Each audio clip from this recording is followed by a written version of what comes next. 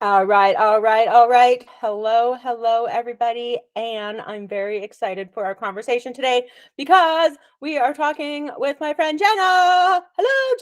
Yay! Hello, Hello, hello. I'm so excited to be here and be with you because I love you so much. Jenna. So, I would like you to introduce you to my audience. Who are you? How do you help people? And what's like your thing? What's your jam? My jam. Ooh. Okay, so my name is Jenna, and I help to empower women by shifting their mindset and leading them from leading a life of meh to a life of fuck yes. And my jam is through human design is one of my big pieces, because the whole thing is really about coming back to who you are authentically. And I don't think that there is any greater tool for doing that than utilizing your human design. That's funny. So I that's was my jam. on a walk today and I was thinking the exact same thing because I was thinking what really helped me understand myself more in the past year or so, and it was human design. Like my friend, she got certified in it, so she was like, "Can I do a reading for you?" I'm like, "Yeah." And I was just like, oh my goodness, everything just resonates so much with me with human design because astrology I could never really resonate with. Like I'm a Mhm, Capricorn and it's like how can everybody be born December 22nd be the exact same thing? I'm like mhm. it just can't be. It's just still too general for me whereas like human design I'm like telling everybody I'm like what's your birthday? Let me go search it out for you. I don't know very Yeah. you And have an there's open so head many. space and you have an open you're an Yes. emotional sacral authority. There I are can tell so you what many that ins and outs to it. So, like, I mean, I could go off forever on it. I love it so much. But like, so for example, the container that space that you and I were just in together had what, three manifesting generators, yeah. and each one of you were so unique. Yes, you had some similarities, but there were so many differences too. And that's what I love about it is it's just not a one size fits all. The whole premise is that every single human in this 7 point whatever billion population world is uniquely designed. There are no two people the exact same. And Right? so it really gives you permission to be you and to do things your way instead of Mhm. doing things the prescribed way for success or happiness or fill in the blank of whatever your Mhm. desire is. So what got you into human design? It blew my mind.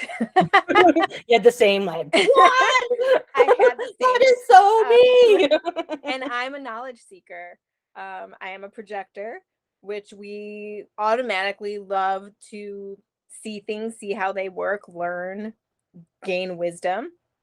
And I'm a 5-1 profile.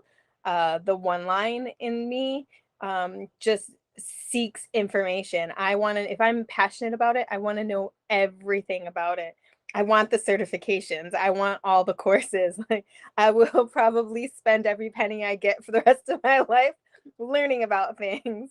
My husband once asked me, "Is there ever going to come a point where you're done taking courses?" And I was like, "No." There's so much in this world that fascinates me that I want to learn about.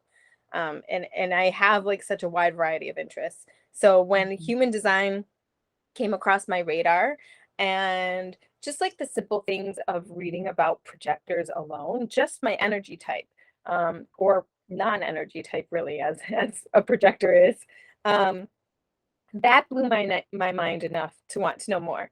And then, as I dug deeper, the more I learned about it, everything just hit me like a big aha moment. Um, I had to know more. And for me, the great fun is applying it to people I meet. I can't meet anybody now without being like, what's your human design? Quick, give me a birthday. And then I'm like, oh, okay, this makes sense. I'm looking them up. I'm like, oh, okay, now I get you. And so I Yeah. need to know it about everyone now. It's really funny. So So I, how do you find it really changed your life? So oh, outside of just the knowledge. hugely. We all have things we beat ourselves up about, right? We all have things that we want to change and that we really get down on ourselves about. For me, I had labeled myself as lazy and a procrastinator. And Hmm. I used to just, man, the things I said to myself. I wouldn't dream of saying to an acquaintance, let alone someone I actually cared about. But I beat the crap out of myself over it. Why can't I get up and do things? Like, why don't I accomplish more? Like, everybody else can go, go, go. And like, all I want to do is lay around and read or watch TV. Or and the more I beat myself up about it, the more I would retreat into wanting to do absolutely nothing. And it was like this vicious cycle.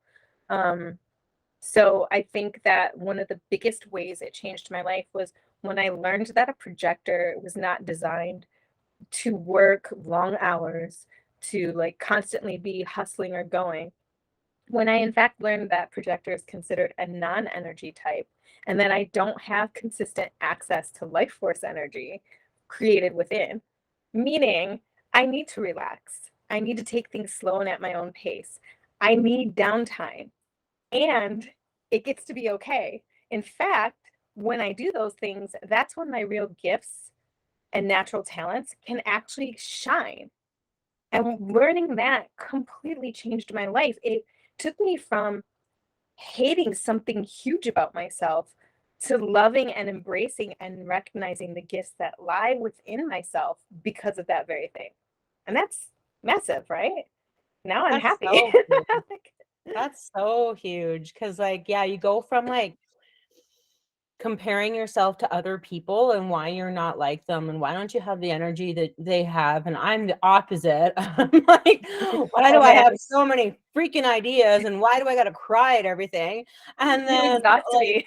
I was out I was out for breakfast with an old friend like a couple weeks ago, and she was like, Chess, I always like admired you that you could cry for everything when we were teenagers. I was like, really? So, like, what I'm thinking is a curse, you're seeing as a strength. And that's like the powerful thing of human design, is that then you can understand that that's actually a gift of yours, right? Like, my emotional center is like a gift that then I can use. Your ability to like sit back and relax and like and have that downtime, like some people like dream of Mhm. that. Yeah. You And know? there's plenty of Good. people out there that should be doing exactly that, and they don't because they've never given themselves or been given the permission or validation to do so.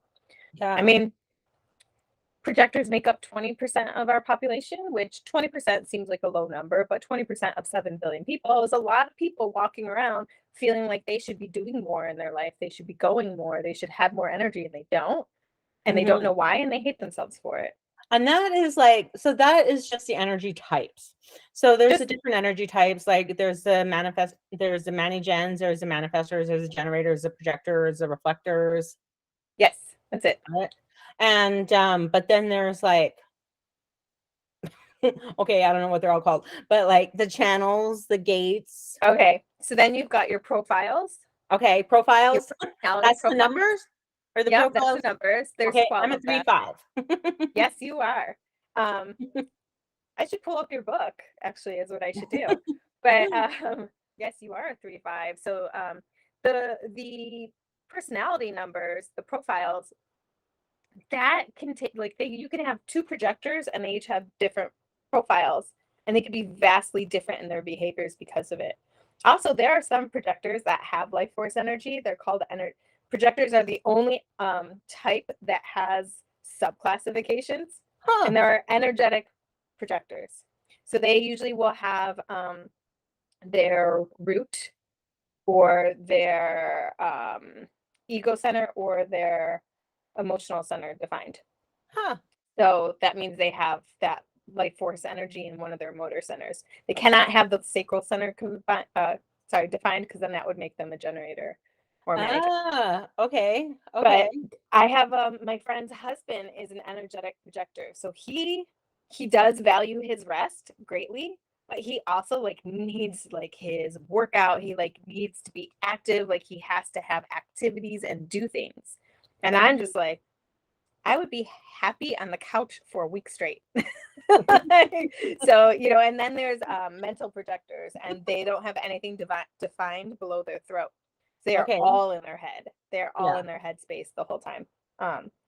So, anyways, you can have two energy types. You can have two Mani-gens. Like I said, we had 3 in our group, and you could be vastly different because you have different profile numbers. Mm-hmm.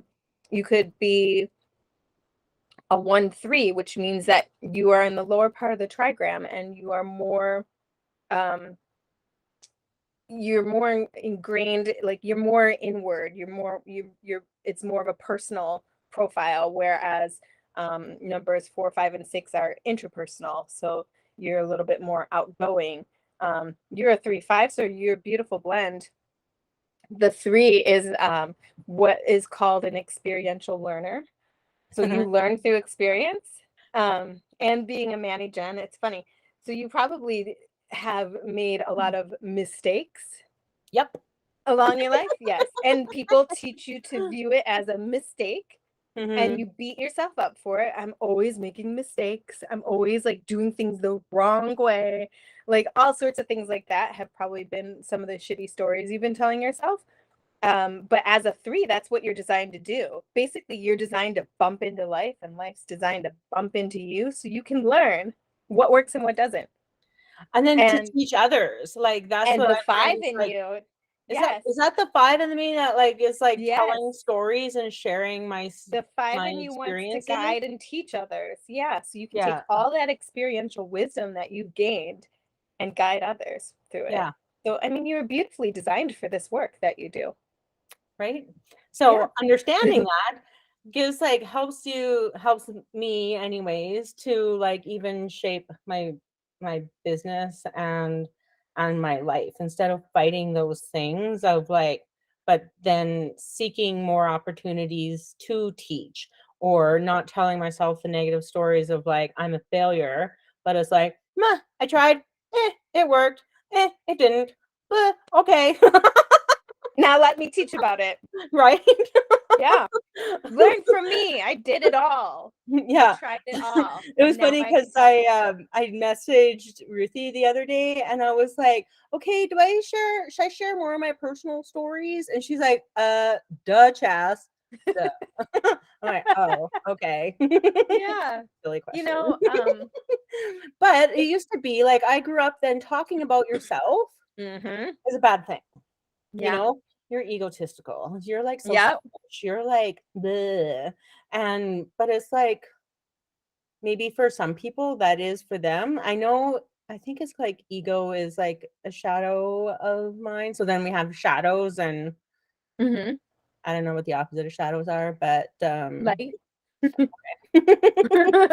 um, yeah, I'm of the same generation as you. yeah. So, yes, definitely was taught not to talking about yourself was like being a bragger, Mhm. or being egotistical or being like selfish, being like stuck on yourself, people would say, or stuck up. Um, and that's just silly. I think that sharing yourself, especially you with the 3 in your profile, well, being a 3-5, period, you're meant to share yourself. You're meant to Mhm. share your experiences because Mhm. that's how you can guide others best. Yeah, So, that made me think, Jenna, like, okay, so we grew up in this generation, and I've been noticing, I don't know if you have too, but like such a big shift in, I don't know if it's just our coaching world or just the world in general of coming back to yourself and like becoming, that's your program. mhm. And like I know it's part of my human design too to help people understand their identities and their purposes, which then helps like that's my program, right? But Yeah. anyway, so this shift more back to ourselves, and I'm like, I wonder what like our parents' generations are just probably thinking, what a bunch of selfish people out there, you know? Who knows what they're thinking?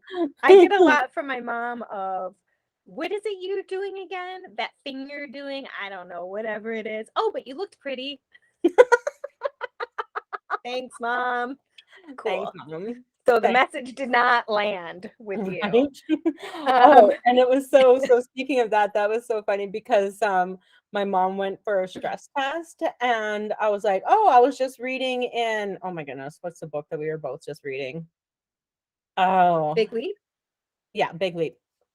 Yeah. And, And I had just read that like people who are really time constrained, who like go by the clock all the time, are always rushing, tend to have more heart problems. And I'm like, hey, mom, you're going for a stress test. And she's like, oh, are you talking about you? I'm like, what? I'm like, so I was just like, do people perceive me of being like high strung and where I feel so chill? You know, I was like, Your oh, whole thing is doing less. like, weird. Yeah. But it goes back to your energy type and understanding your own energy. Like, Yeah. and then tell me more about, okay, so then I was thinking about introvert, extrovert, ambivert, and how that then works with human design. Because I was just thinking about that the other day. Ooh. Because like That's a, old school, like because that was one way to identify yourself. You used to be yeah. label yourself. It's like I'm an introvert, I'm an extrovert. And then like someone like me is like, okay, I can come on here and appear very extroverted because people would be like, you're such an extrovert. I'm like, no, like I need to go crash on the couch for the next 5 hours, like um and recharge. So Yes. I'm kind of like I'm an ambivert. But how does that world, and same with even like Myers-Briggs, like all these different tools out there to help you feel yeah, some side of identity and labels almost. I don't know, what do you That's the think word about that comes to mind. So when you're saying all that and talking about like the introvert, extrovert, what's the third one? Ambivert? Uh, ambivert? That's like the yeah. mix. Yeah, the mix of the That's a two. new one. Yeah.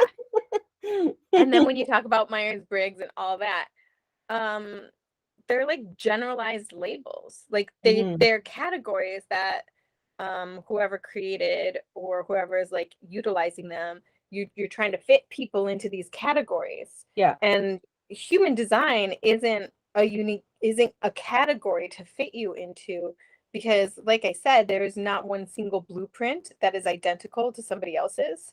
Mhm. Everyone's unique. So there might be some similarities, but everybody has a uniqueness to them. So we're not putting groups of people in one box by any means. Right? Um, and so those things are great to help maybe facilitate a little bit more of an understanding of yourself, but that's not the whole picture. And I Mhm. think any sort of category or label just serves to hold you back if you try to fully abide by it. Yeah, I've been on this mission with labels and titles and roles lately of how we want to associate ourselves with one of those, like with a title, a label, or a role, but then at the same time we also feel confined and trapped by that. And then like, so how have you found that human design has helped you feel more free and fluid? That's a really good question. So, like, I made a post on Instagram maybe a couple weeks ago about labels. And I said labels are for items, not for people. And Oh.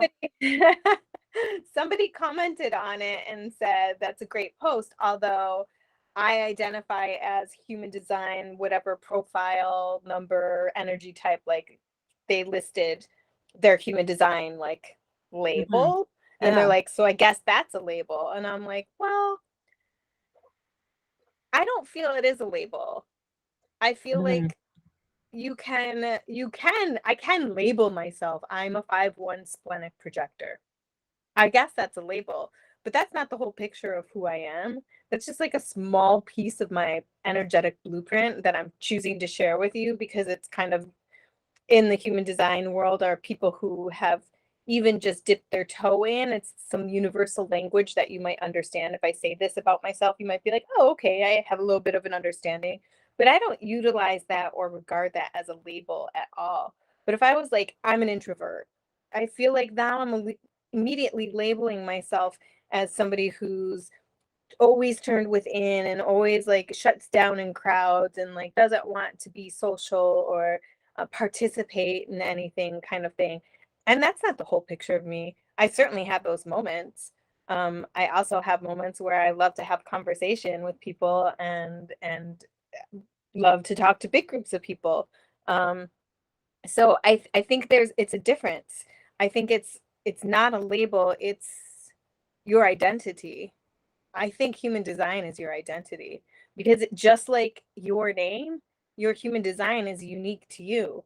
I Mm-hmm. can't stress enough how nobody else has your human design but you. So that doesn't seem like a label to me. It seems like an identity.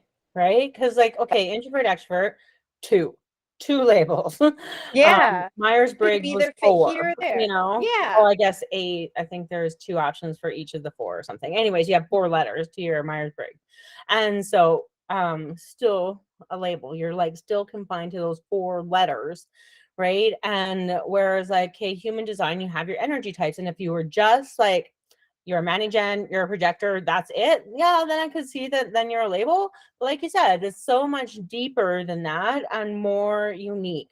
Because then you have like the channels and the gates and your gene keys and like all the It goes complexities of these so things that deep. like, It goes so deep. I'm just now starting to dive into all of that. Like I've read like brief summaries of each of the channels and gates, but like nothing that stuck. And now I'm like, all right, I need to get trained on this too and like get like deeper in my certification than what I have been. And it's a lot. It yeah, is a lot. There's because and the thing is we're there's complex combinations of it people, all. right? Yeah. Yeah. Yeah. So it's like it's human design is so vast. Mm-hmm. Um, and it's so complex. And then with all the different pieces, what makes us each unique is we have different combinations of all the pieces, and some of the pieces I don't have, but you have, and it's I really have a interesting because question. yeah, Why is an identity important?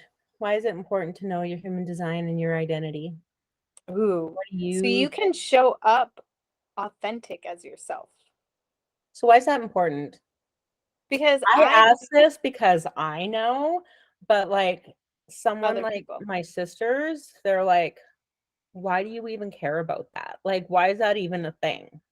I'm like, well, that's part of your human design. Here's my take on it. Um, Understanding who you are as your most authentic, aligned self. And whether you utilize human design for that or other ways to get in touch with who that is, understanding your core identity like that allows you to show up in the world in your most happiest, highest vibe self and gives you permission to do things your way instead of following the prescribed way. And I think that for so long in our society, the paradigm has been you do things like this A, B, C, X, Y, Z. And if you stray, there's something wrong or bad with you. Right? But being aligned with your most authentic truth and knowing exactly who you are and being so crystal clear on it, you can say, well, you know what? D, M, and O is what works for me. And I have great success and happiness and ease in my life and freedom. And so you can take your A, B, C, X, Y, Z and shove it. Right? And I think like one of our core cravings that we have in life is the desire to be, I call it soulfully joyful, like just truly joyful and at peace and content and love. And I think we all deeply strive for that, whether you're aware of that or not. And so that could come in the form you're seeking that in like having more money. You want more money because then when you have more money, then you can finally do the things that you want to do and then you'll feel happy. You know, if I have more clients, then I'll have more money and then I can do the things that I want to do and then I'll be happy. Mhm. Right? So it's doing the things that and being in control of your life. I think control is another big thing that is like a deep yearning of ours. Um and yeah, and but it all leads to happiness, joy, love, peace. I truly believe that. I agree with that. I have a couple things to say on that, if you don't mind. Go Um, ahead. I think that we as humans were designed, especially with our human design blueprint, it's so obvious. We're designed in our most natural state to be happy, free, joyful, Hmm. um, abundant. Hmm. That's our natural inherent state. So those of us living with stress, disease, anxiety, worry, insecurities, doubt, fill in the blanks with all those negative, icky words. We think that's normal life, but it's not. That's not how we were meant to live. And whether we are aware of it or not, we are all striving to get back to our natural state. For those of us who are unaware that that's what we're striving for, we're going to live in more stress and disease because there's this inner battle going on that we have no idea about. That's why tools like this are so important, because you can get to know yourself and get to know what it is you're desiring and get back to that natural state that you want. I also, oh, I had a thought and I lost it about something that you had said that like clicked on me and it's gone now. I just have to It will write come down. back to me. Right, yeah. I've learned to trust that, like, if that idea was meant to be, it'll come back. If not, Yeah. whatevs. Oh, I know what it was. Hey. You were saying about, like, for example, the money. Having the money so you can do the things that that will then make you happy. I think the key to clicking all of that into place is being happy now. Mhm. You might not have the money or the clients bringing you the money. You might not have the ability to do the things that you desire to do because you don't have the money to support it. But you can have the happiness now. That's a choice. And you can Right? choose to be happy now. And when you choose to be happy now, no matter how things are, then all the other stuff starts to fall into place for you. I'm such a believer in that because I just believe so much that the things that you can control in life are your feelings and your thoughts. You can't Yes. necessarily control your initial thought, but you can control every other thought that then develops into feelings, which then develops into beliefs. And so, yeah, so you can choose to be happy. Me and my husband argue about this all the time because he's such a worrier about money. And where I've come to the point where I'm like, I've said to myself in the kitchen, I have no control about this. I'm doing everything that I can. And like, how am I feeling by worrying? I'm feeling like garbage. Mhm. So let's just shift that thought, you know? I'm done. Done with it. And then James is like, well, if you're not going to worry about it, then I will. I'm like, well, why? Why do you want to feel that way? I just don't even understand. Why do you want to feel that way? Once you acknowledge that feeling, why do you want to stay in that feeling? It just blows my mind. But It's that's like our society, right? one of the biggest pieces of the big leap that stays with me is his tennis ball example. He gives it in the section when he talks about worry, but I think it applies to any feeling that is ungratifying to you. So you feel like these feelings have a grip on you when in actuality he says you have a grip on them. And I believe that to be true. He says, so picture those feelings as two tennis balls, one in each hand that you're gripping on tightly, and just relax your hand and watch the tennis balls fall to the ground. And you release your worry, you release your anxiety, you release your stress that way. And I think it's such a beautiful visual. And I use it all the time when I find myself. We're human. So we are going to have those initial feelings pop in. Like you said, it's what you do after is what counts. You can either choose to stay in those feelings and move forward in your life carrying that with you, or you can close your eyes, visualize those tennis balls, and drop them and move forward in the happy state, in the freedom state, in the ease filled state that you want to be living in. And even when you're just saying that, like I can just feel like it's just relaxing, right? Yeah. Like it's like some relaxation techniques are like tighten up your muscles and then relax. And And yes, it's that same thing. Like we're so busy clutching onto money, clutching onto worry, clutching onto stress, clutching onto busyness.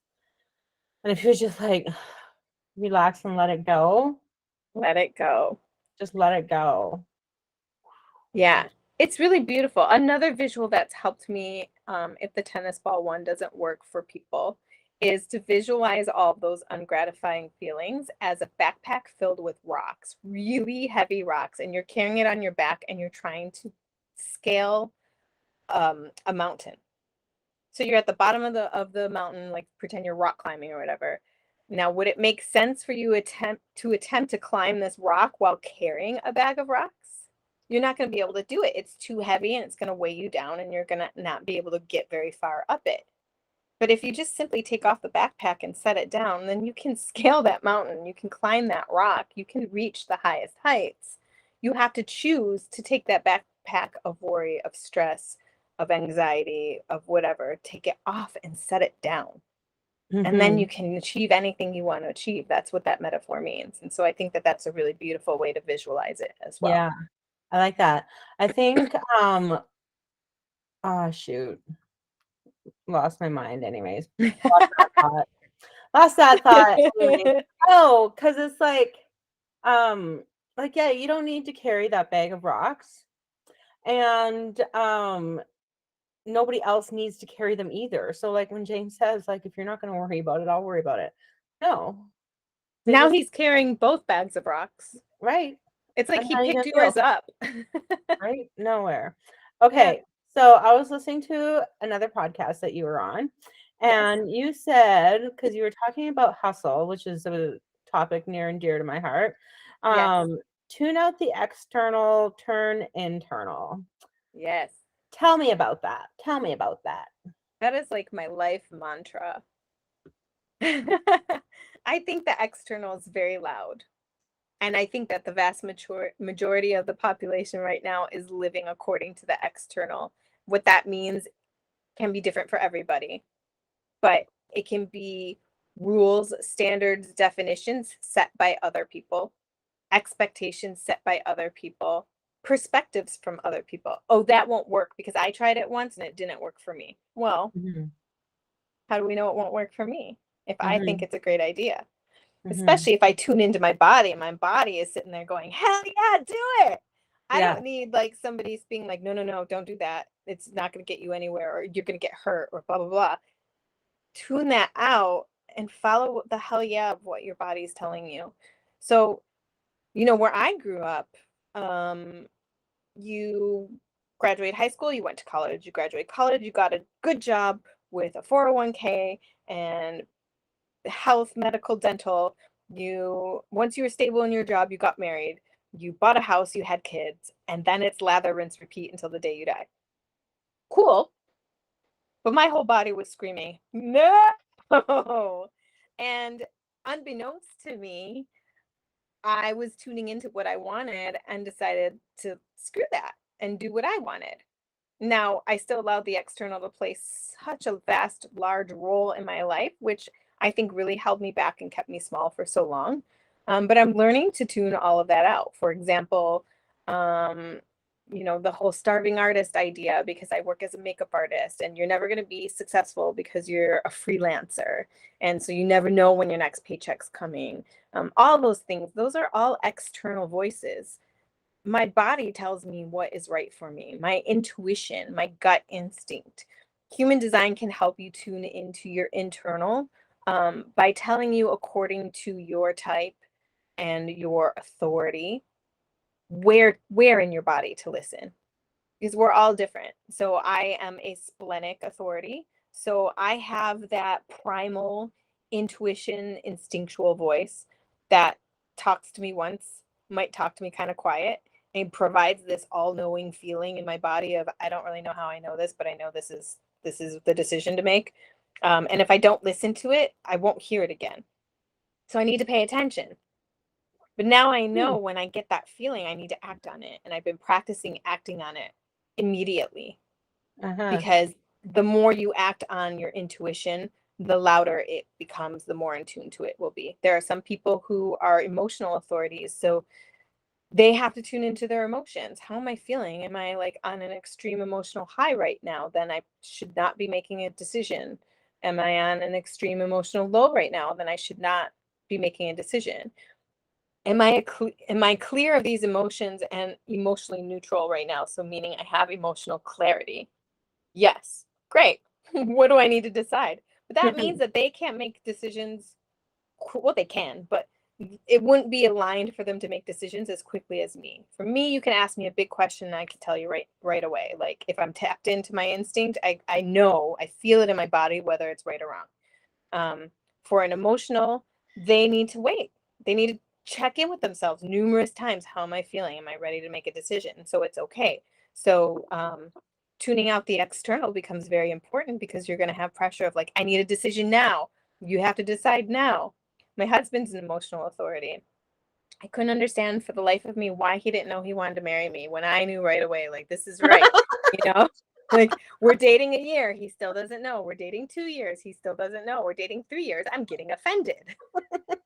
Like, why don't you know? Well, he needed time. When you're emotional authority, the bigger the decision, the more time you need. He had I to gotta wait look at until my he was, husband's chart again. I know, he had to wait until he was completely clear. Now, had he been more in touch with his authority and had he had an actual self-awareness and understanding of how he operates, would it have taken him 5 years to have an absolute yes or no? Oh, Probably you not. guys were 5 years too? Yeah. We were also 5 years. I proposed to James every night for like 4 years. And it just became a running joke until one day he's like, yeah, sure. And so now even my daughter bugs him all the time. Oh, is this where dad said, yeah, sure to your proposal? Love Yeah, it. Yeah, yeah, sure. yeah, Oh my sure. gosh, it's amazing. It's knowing Must things be an like that emotional though. authority. And he Um, might be. He might be. Those what's the waves difference are long. between, so I'm a sacral authority. What's the difference Mhm. between the sacral authority and the splenic one? Because it sounds very similar. They are, I think they're very similar, but the sacral is actually a true gut instinct. Okay. So you feel like it could be like almost a punch in your gut right away. Where Okay. mine is like an overall like knowing. It's not necessarily like, tell me if I'm wrong because I'm not sacral, so I'm only like guessing what it feels like, but you feel it in your body. Yeah, like you feel like oh, I have to do this, or like, oh no, no, no, no, no, I don't want to do that. Mhm. What Um I do, as I've learned to trust my sacral, is ask yes or no questions, and I close my eyes and I place my hands like just below my belly button, and I ask like, "Is my name Chas?" And just feel like how my body sways, or like, "Do I like pizza?" And see how my body sways. Do I like yeah, sushi? See how the body sways, and then ask like, "Should this be a 3-month program?" yeah, yeah, And then like so then I can, if I can trust my body with the simple ones, then when I have a question of like, should this be $800,000 or $8, then I can yeah. like make that decision based on how my body sways. And I'm going to say that that's a sacral, but I'm not 100% sure, but that's how I use it anyways. You're Um, utilizing a technique called human pendulum. And oh, I love that you said that because I've never thought about teaching my sacral authority people the human pendulum technique before, but that makes a lot of sense. oh, Um, that would work for you. It oh, does it is. not work very well for me Yeah. at all. Because you make Because that like, once I start second questioning, I already know. If I haven't tuned into it, if I didn't hear the voice, it's gone. Once I start mhm, questioning it, it's like you're just living in doubts, and I need to tune back into that knowing. It's like a knowing. It's almost like a peace that washes over me. It's just this knowing, and I'll just be like, I don't know how I know, but I know, I know, I know. yeah. But you very much tune into your body. It's very much like a gut feeling. I don't know how else to describe it. And yes or no questions is the 100% perfect way because that's exactly how the sacral operates. It tells you a firm yes, it tells you a firm no. And if you're at all thinking maybe, it's a no. Yeah. Because the yes is such a yes. It's such a powerful yes that a maybe, that's a no. There's no So way. I've learned to have to do that because I have an open headspace and Hmm. emotional space. And so I get like, I'll scroll through Instagram and be like, oh, Jenna's talking about human design. I should talk about human design. Hmm. Or this person's doing that. Ooh, I should do that. And it's like, no, it's not always I do my that too for because I me. also have the open head and the open emotional, and I see what other people are doing, and then I feel like in order for me to be successful, I must be doing that too. And so like that's very much yes, you're doing the right thing by tuning into your authority to find your true answers. Um, I think that that's the number one way to make your best decisions and to find your real answers is to tune into your authority. But Yeah. also like when you have an open head, especially it's so important to tune out the external, especially when you have a decision to make. But we can become so overwhelmed. I saw a post from another human design coach, and I was like, yes, you are so speaking to me right now. Like, literally, you could be grasping me by the shoulders and being like, Jenna, because she was Mhm. talking about open headspaces and how you the something about like scrolling, like a lot of scrolling and like feeling overwhelmed, like you should be doing all the things other people are doing, wanting to take all the classes, feeling a need to read all the emails, all the articles, reading like every caption. Like we're just trying to take in all of these ideas and inspiration from everywhere, but if we're not discerning with it and we're not coming from it utilizing our strategy and our authority, we're just absorbing it all. We just easily become inundated and overwhelmed, and that leaves us in paralysis. Like you can't act on it because you're just buried in information. Right? um if you've got like a number of books on your bedside table that you're partway in and you haven't finished them all yet. I'm like currently reading like four. Hi. That's something I need to be more diligent about. I try to tell myself, well, it's because I'm multi-passionate. So I read this book when I want to learn about this, and I read this book when I just want to relax and distress, and then I read this book to like further my knowledge on this subject. And it's like I need to like chill, pick a book, stick with it, finish it, and then allow myself to pick up a new one. And the Mhm. same with courses, because I am at the point where I'll buy courses like the tiny little like self-paced learning ones. Mhm. I love those because I have such a broad thirst for knowledge, and that's my one line. That I want to learn about all the things, and that's great. I can.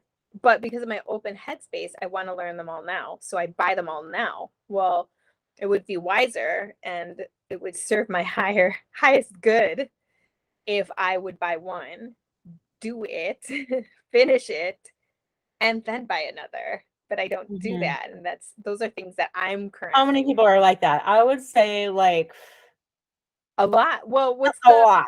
I have it up somewhere. Hang on. If I hold on, I'm just looking. I want to see. Yeah. I'm looking in a book. Okay, you look, and then because it's like, So, okay, only don't say it, 29% of the population has the headspace defined. That means there's 71% of us walking around on information overload if we're not aware. right? Information overload. Mm, That is exactly like a root cause of then the overwhelm and mhm. the And overwhelm in and today's stress. times, with smartphones and social media and all these things at our fingertips, we're more inundated and overloaded than ever, which is leading to more stress and burnout and anxiety. So I think it's about learning And that then about people look yourself for another course to take on that, to help. right? I "Okay, need I'm to learn overwhelmed, something let's else take to another help. course on that that I'm never gonna It's about finish." setting the boundaries. Like I said, like, setting those rules for yourself. Okay, I cannot pick up or purchase another book until I finish this one that I'm currently reading. I Mhm, cannot purchase another course until I've completed this one I'm currently taking. mhm. And as much as it feels painful at first to do that, or you feel like you have major FOMO for sure, um, coming to terms with the fact that you'll be okay. You'll You're be not, and okay. I'm saying this to myself right now. You'll be okay, Right? Jenna, if you just refrain This for is what I now. like. I forget who it was in our group who's like, "Chess, you don't need to learn anything. You don't need to learn anymore, you know? Like, just stop the learning." And I don't even have a 1 in my profile.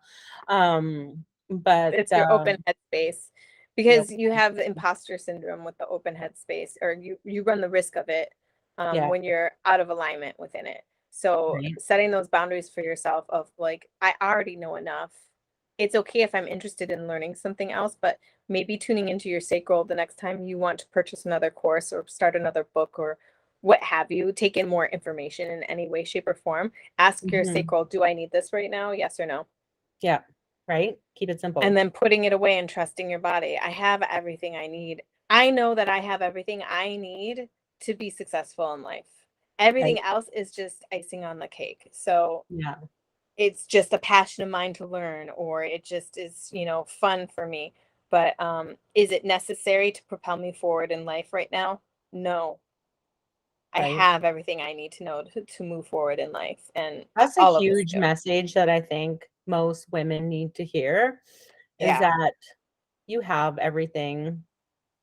You don't need anything else. Like everything on the external is just tune it out. Tune off the Mhm. external, tune internal. Yeah. Um, and then you said like in order to be successful. So many of us look for ABCs, this 5-step process to $5 million, this step, this step, this step, Yeah. because we have this external thing that like if I do this, then I'll be successful. So how is shutting off the external and tuning internal basically your path to more success? Is I that would argue that or is it? it is the path to achieving your greatest success in life because, like we stated earlier, we all have, we come naturally equipped with everything we need to know to lead the most successful life that we could possibly live. So, really tuning all the other noise out and tuning into yourself to find those answers, to find that path, that's going to propel you to levels you never knew you could achieve. You have to believe it. You have to believe in you. You have to believe you already have these answers and these gifts and these natural talents, and trust that listening to yourself will lead you to where you need to go in co creation with the universe, because that's how we're designed to work.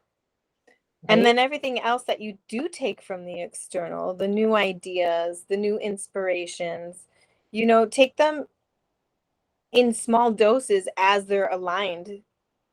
Follow the actual nudges. Don't be grasping for them out of desperation to prove that to yourself that you know enough, or that you are enough, or that you have enough to do the things you want to do.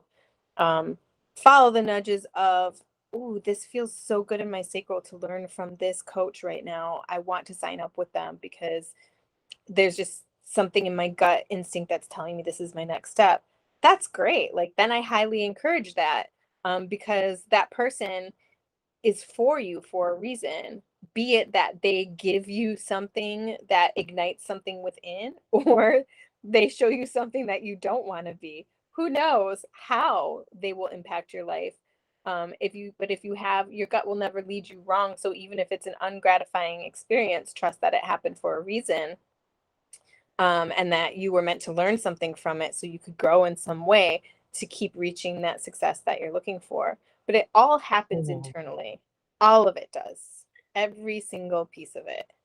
I had that huge lesson. I felt like this big pull to join this program in January, Yes. and it was a huge investment, and I believe that, like, we're if it's meant to be, the money, like, works out, so it's like, "Oh, I could actually do this. I could actually pull from my savings and make it happen," and because I felt the pull that I needed to do that, and I felt like garbage 90% of the time, like, and I should have pulled the plug on the first call, but I didn't because, like, there's gotta be a lesson here that I need to learn. Mhm. And so I stuck with it and, like, got really frustrated and, like, mm, did shatter a lot of things in me, but when you shatter things, then you can build back stronger. And so maybe that was the lesson that I needed to be and to like who knows, even more lessons can come from that. I didn't finish the program or anything, but uh Well, I got to witness that, Chaz. I know. I got to witness her Disaster. be very vulnerable about that experience, and I got to see shattered Chaz that came from the being knee deep in that experience, to grow into what, a little over 2 months later, into a more um empowered, um clear, and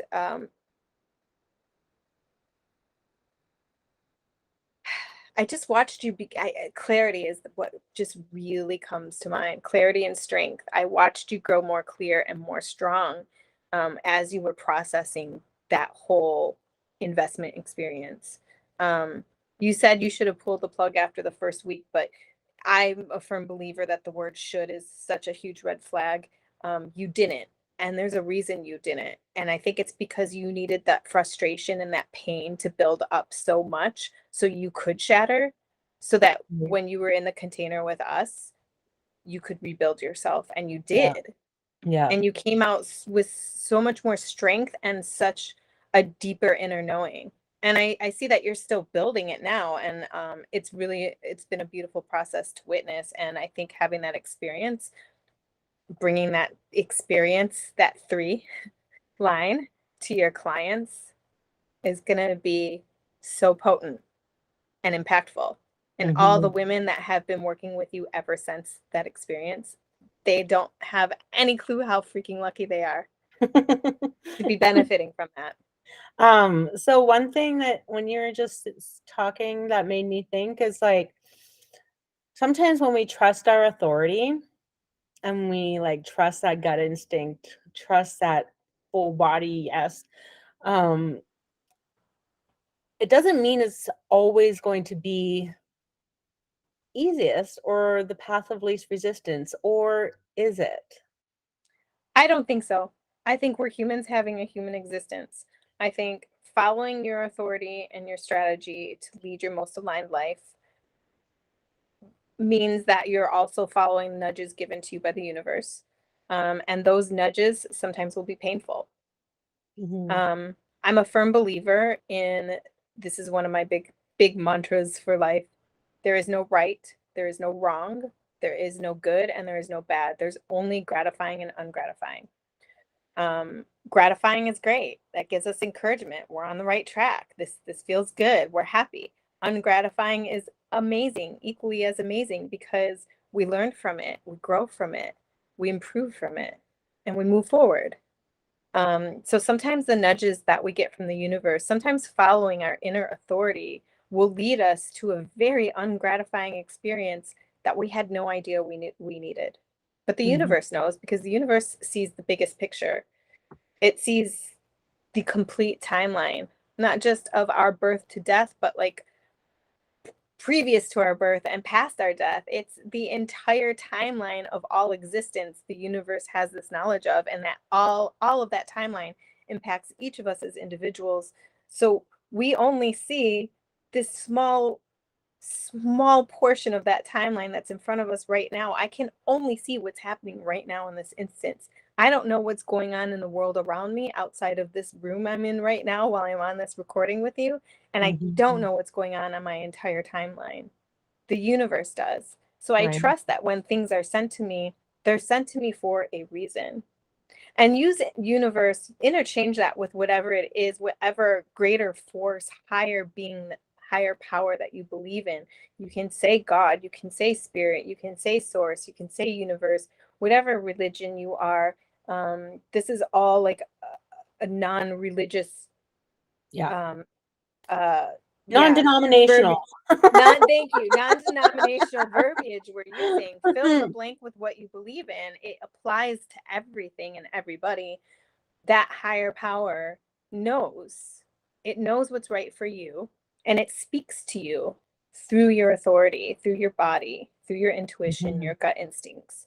When you I learn would to say, listen to it, I wanna say it might have been James Wedmore, quite possibly. I used to listen to him quite a bit, and he had said that, like, God gives us what you need, not necessarily what you want, amen. and sometimes you're, like, given a rock in your way, sometimes so that you can learn this lesson, and sometimes you're given a freaking boulder, in your way to learn the lesson that is not necessarily what you want, but is what you need, and that Mhm. life and God is all working for you, not against you, not to you, but life is happening for you. And that was like, I heard that so many years ago, and I was just like, Um, and then I notice it a lot in the coaching world where people will say, "Oh, I'm sorry that happened for you," versus like, "Oh, I'm sorry that happened to you."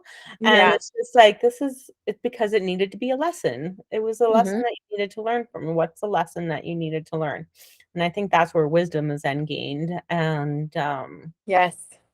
And yeah, and then growth comes from that as well.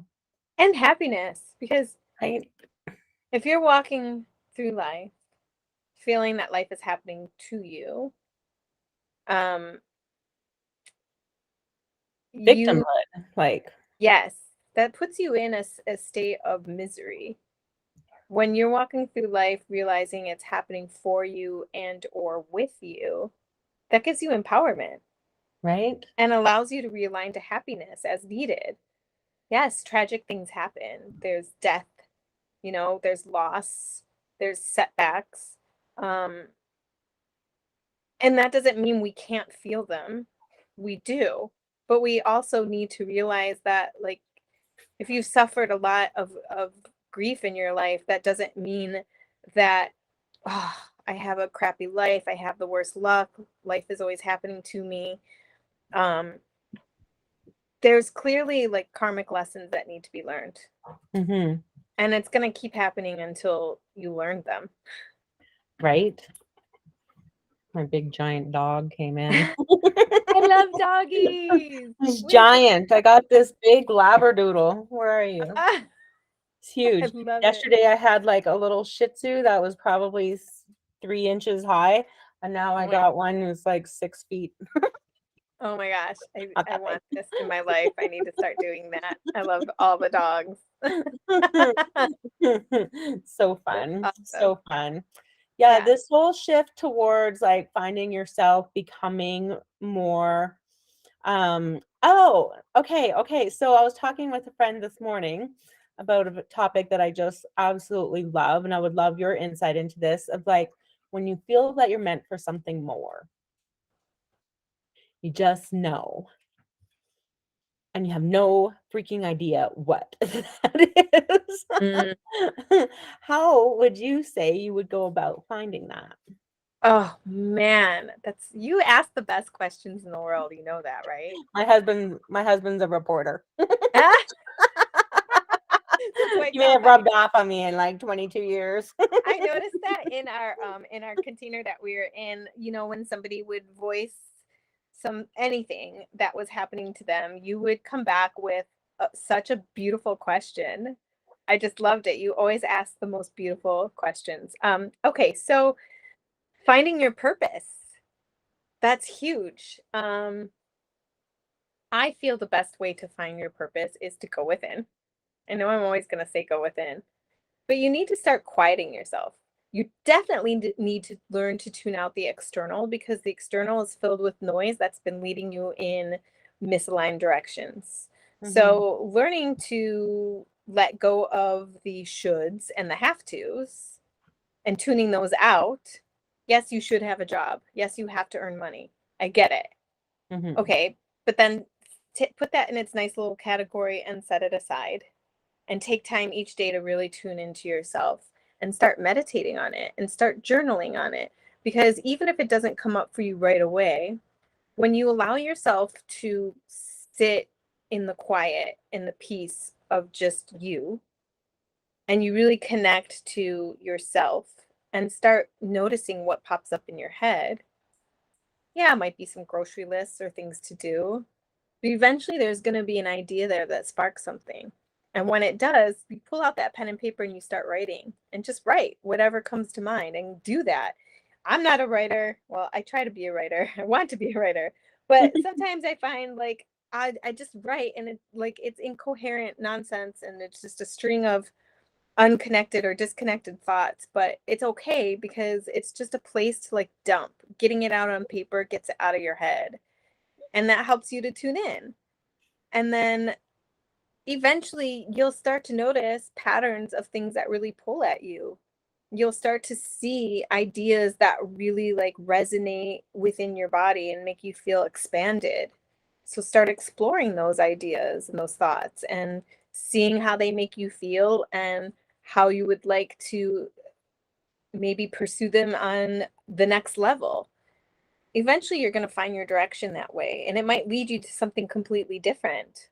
But you just start following the breadcrumbs, and eventually it will just all click. I How mean, do you I'm know? constantly finding a How do new you know you clarity. put it? How do you know? Mm-hmm. Do you ever really know? I mean, And can it evolve, really, right? And can you I have think it's more than one? Like, I I think think we it's put so much pressure possible. on having one purpose. I think it's possible for there to be some people that are like, this is my purpose, this is my life's work, and I know it, and that's what they do, and they live completely gratifying, happy lives. I think Mhm. it's entirely within the realm of possibility for somebody's purpose to be ever evolving. I Huh. feel like that's what mine is. So, could happiness then be the meter, the tool, the measure of alignment with your purpose? Yes. I think happiness is the measurement for everything. If Mhm. you're not happy, don't be doing Mhm. it. Right? Back to the shoulds and the have tos. Yeah. How does human design help you figure out your purpose? Ooh. Does it?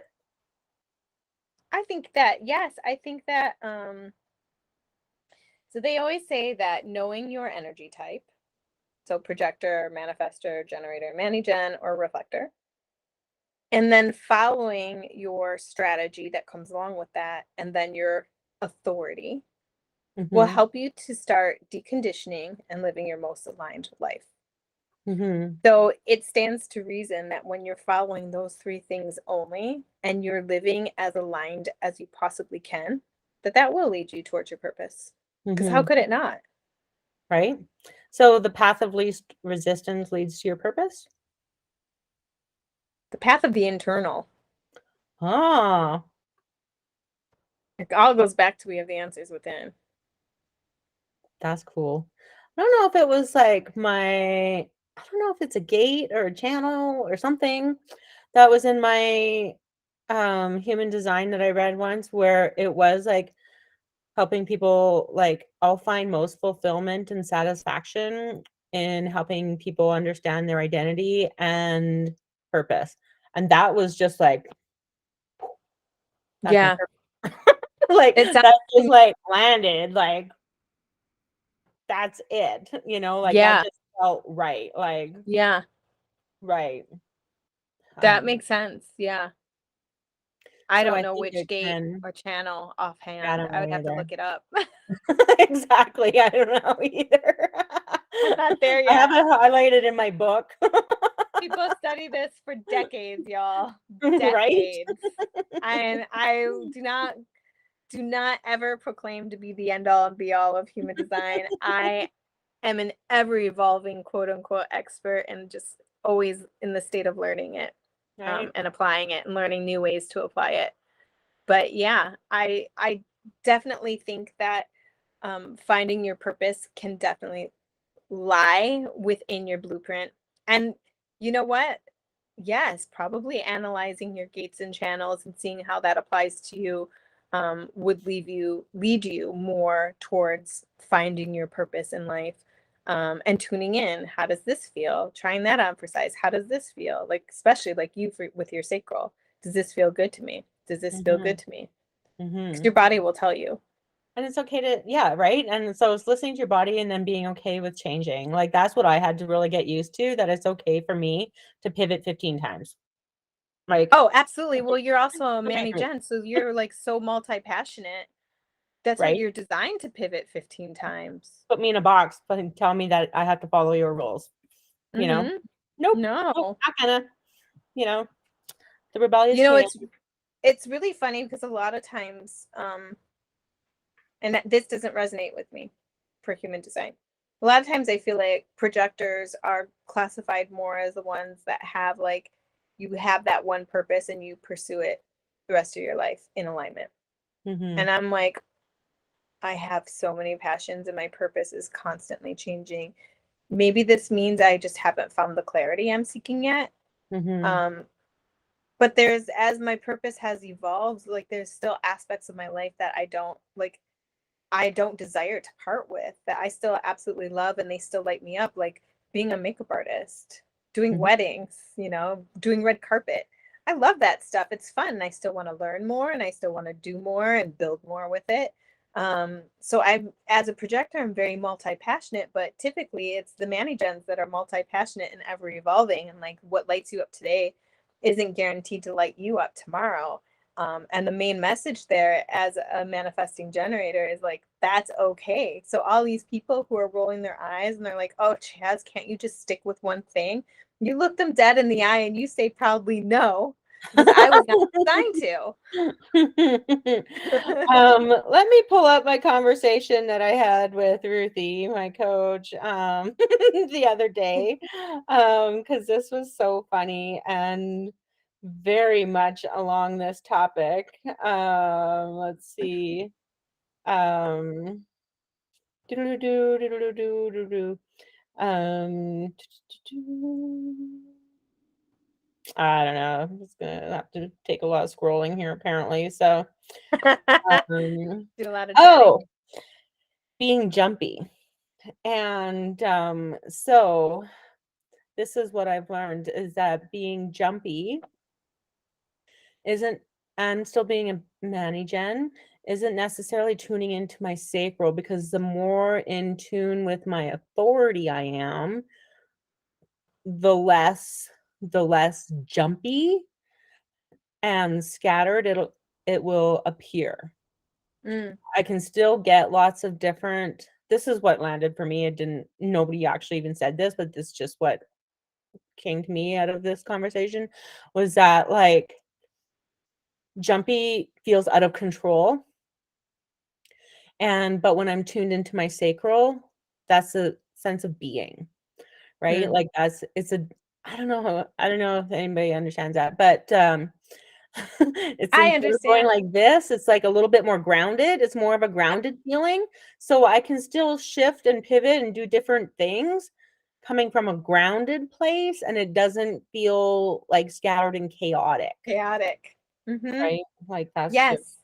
Absolutely. And that just goes to show how important. I think one of the most important pieces of the puzzle in the human design world is the authority. Because mhm, that is what is prompting you to tune into your body for all choices and decisions in your life.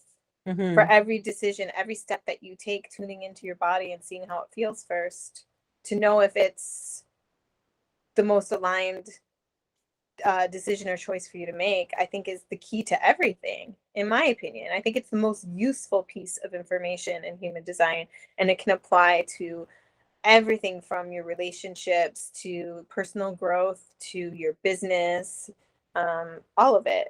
You know, if mhm. and it is very yes, Manny gens are multi passionate, so um, it does shift a lot for you. It does pivot a lot for you. You have this idea and you love it and you're ready to fly with it. And then tomorrow you're like, nope. Yeah. Um, but tuning into your sacral first and really feeling into it can help that to be less chaotic and more of an aligned position for you. And then it'll make sense the rest of the world to the rest of the world as they're watching you. Okay, so one last question, and it may not be a small one, um, but we need to talk about hustle and how I believe But hustle is being disconnected from yourself and your purpose. it is. Agree? Disagree? Let's discuss. I mean, you know, I automatically like feel a vomit reaction to the word hustle as a projector. I'm just like, no, no, be gone. Um, hustle sucks. Hustle is just it sucks. I don't know who created this standard in our society, this hustle culture as like the general rule of thumb for success and happiness in life, to hustle, to grind. That's not how any Mhm. of us were designed. Even No, Manny Gens and generators who are designed to go, go, go all day long get burnt out from hustle. There's a big difference between life force energy and having like the physical energy to go versus hustle. Hustle is scarcity and lack. Hustle is right? not trusting the process. I think as you were just saying that, I was like, okay, I think this came from us seeing particularly men. I bet you the most successful men who have appeared to be hustlers are Manny Gens. And they're like literally designed that way to work more and like have just more energy. Mm-hmm. And so then that's become the standard because then it's equated, oh, they're successful, therefore we must be like them, Right. right? And so then, regardless of who you are, you try to do all those things. And so, because, and that is why some people can do all the things and not necessarily burn out as fast as like others.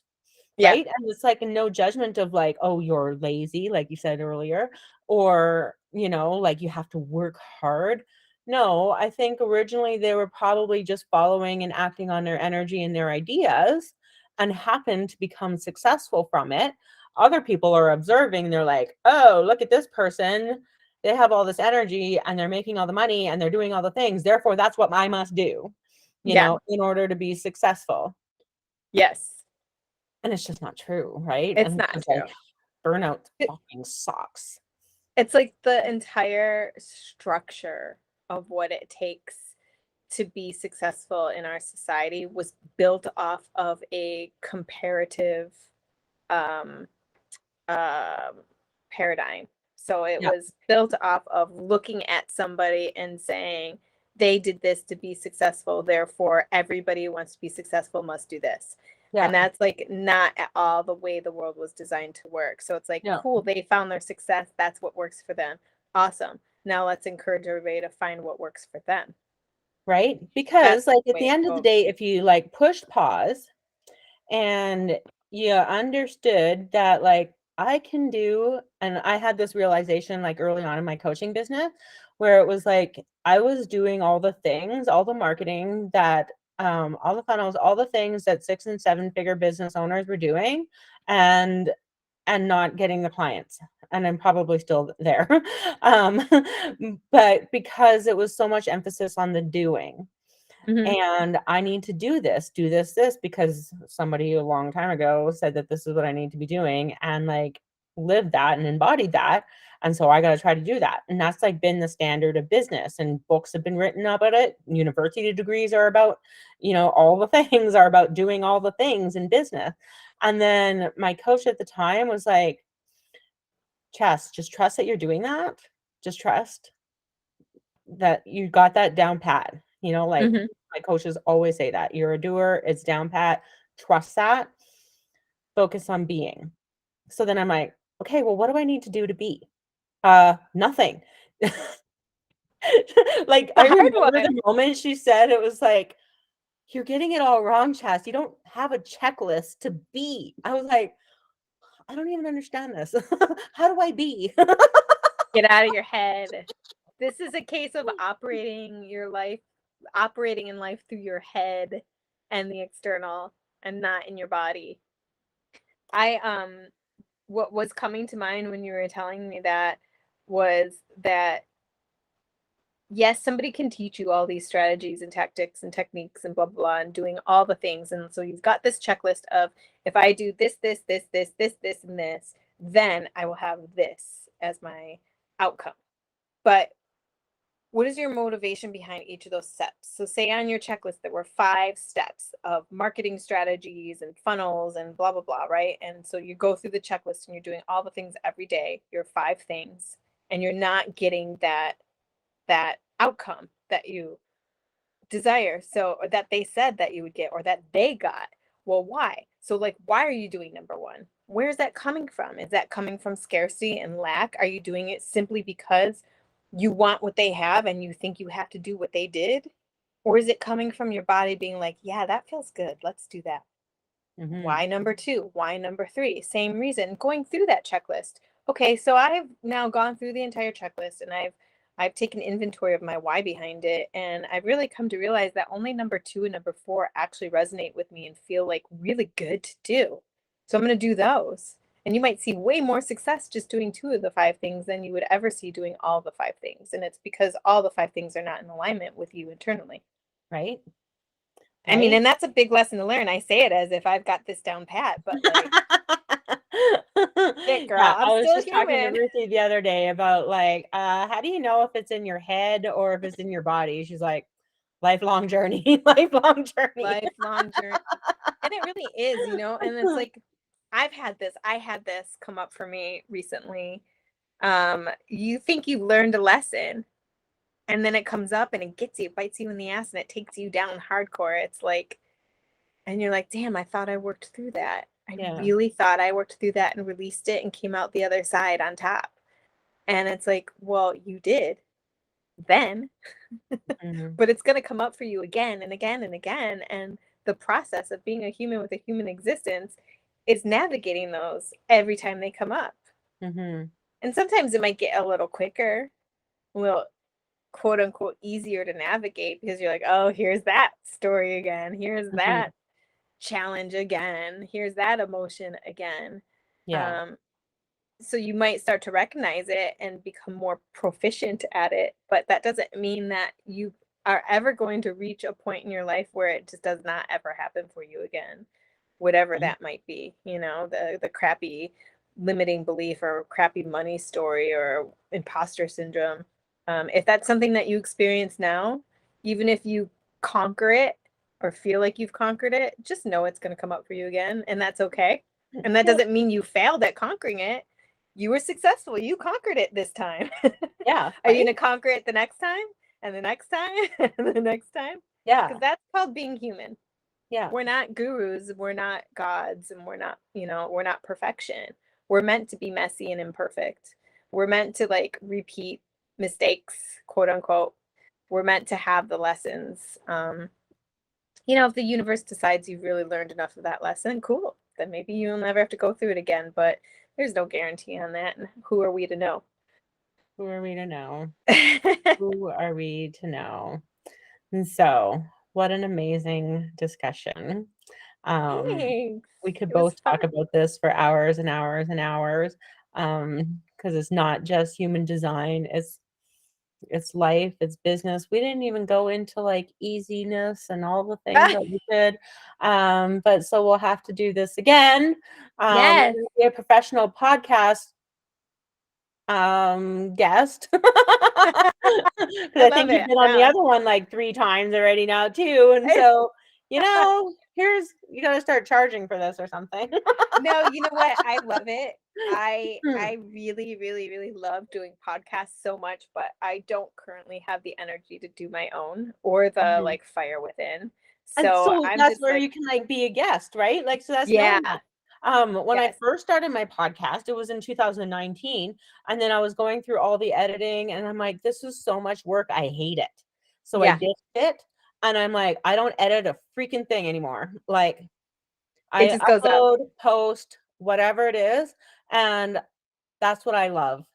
Like, Yay! if there's imperfections, there's imperfections, right? Yeah, But, like, it's not sucking my soul to end like, if it's an hour podcast and you gotta listen to it and it takes, like, another 4 hours, like, no, and I'm like, "This is me. This is our conversation. It doesn't need yeah, editing," you yeah. know? And I'm so so, down with that. first time I heard somebody not edit their podcast, I was like, "Psh, okay, let's do this again." So now I've been, like, fairly consistent for almost a year, but, well, not I quite. love that. And because it was just the editing that kept me stuck. So I just released that thing and it's like, Let it "Phew, go. now it's easy, right?" Isn't that Lives, beautiful? right? And same with lives. When you find what works for you, like energetically and even strategically, just do more of that. Like, it's easy for me to do a live. I don't script anything, like not one freaking iota. And like, it's easy for me to do a live. Most of my clients find me on lives, and that's where my energy is best transmuted. So I'm gonna do that more. Whereas, like, I can write posts every day, and I do write posts every day, but my energy I know doesn't get transmuted through posts as it does through lives and through podcasts, right? And so I don't know if that's an open throat. I don't know if my throat is open or not, but Ooh, I don't I remember, don't and know. now I I want to can't look. remember. I can look at my chart. I have And your book I somewhere. don't know if that's a thing. Is that a thing? It So like has. people who are better at podcasts have a defined or undefined um Let me Throat. find yours. I'm gonna find yours. I'm in your book right now. Where are we? I have a defined. Defined throat. So you're designed to speak and your words are packed with power. Heck yeah. So this is Okay. why knowing your human design is helpful. It is It so helps you helpful. find because this is how business becomes easy is when you do the things that come natural for you. Yes. And You learn what your natural gifts are. And yeah, that makes things easier because embrace your gifts and utilize them. yeah. Doesn't get any easier than that. Quit fighting. Okay, so our next conversation is going to be about gifts and Woo! all about gifts. I'm going to write that down and we're going to make that happen. Gifts with Jenna. Jenna is a gift. We're going to talk gifts. Jenna also accepts gifts. No. Right? Exactly. Same. Amazing. I like yummy candles and cuddly Amazing. blankets and flowers. All right. Great. Is there anything you would like to leave my audience with today? Well, I would say this. If there's anything that you want to use from your human design moving forward, learn your energy type, find out from there what the strategy is, which means the best way, the way you are most harmonious in this world is your strategy and your authority, how you best make decisions. Those three things alone will not only simplify your life and your business, but it will push you into the most aligned living you've ever been in. Amazing. That's it. So, why should people work with you and how can people work with you? Ooh, why? Because we're gonna live a fuck yes life together. That's why. Because I'm a firm believer that if you are anything less than happy in all aspects of your life, then we need to do some work. Because that's we just should be happy. I am a distributor of love and happiness, my friends. That is what I am here to do. I am also a pusher of purpose, so I will guide you and lovingly, gently nudge you towards living your purpose and living your most fulfilled life. How they can find me on Instagram is the easiest way. It's at im.jenna.marie.